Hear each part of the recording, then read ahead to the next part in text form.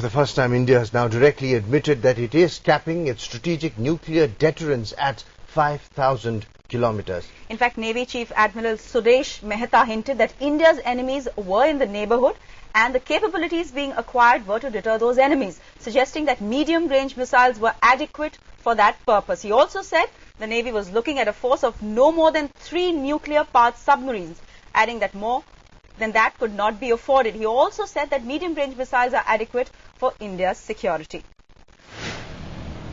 When we are talking about a credible minimum deterrence, are we looking at an intercontinental ballistic missile capability from submarines of this kind in the future?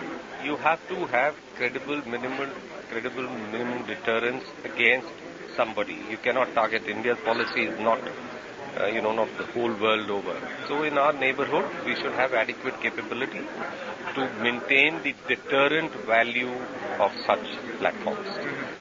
So we have the Army Chief's interview, Army Chief Deepak Kapoor hinting at the Pakistani Army aiding and abetting the movement of militants and supplies across the porous borders. He's warned that the latest development coincides with Pakistan's new diplomatic aggression on Kashmir.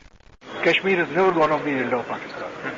And they will use any and every opportunity to raise Kashmir whenever they get a chance.